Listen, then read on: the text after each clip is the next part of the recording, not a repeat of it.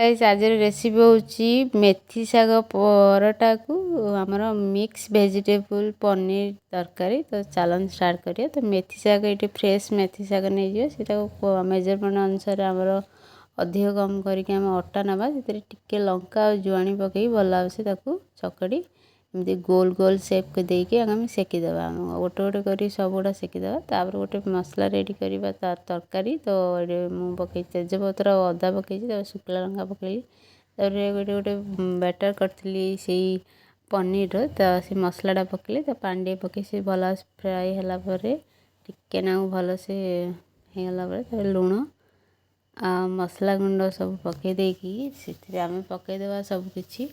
तो ये मुझे कैप्सिकम पकई दूसरी मुझे टमाटो भी पकई देती। तो देखिए ये टिके ना हल्का हो सारापर आम पनीर पकईदेवा मुझे पकई स्वीट कॉर्न और पनीर पकईदेवी। तो ये देखते भल से ये पनीर तो कम फ्राए करा पड़ो। तो ये आम पनीर फ्राए भी हो जाए तो बहुत डिलीशियस एंड टेस्टी भाव में आमर तरकारी हो रेडी हो जाए।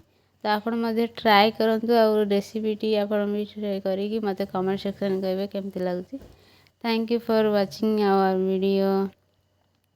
तो देखी पार्थे बहुत टेस्टी एंड डिलीशियस देखा।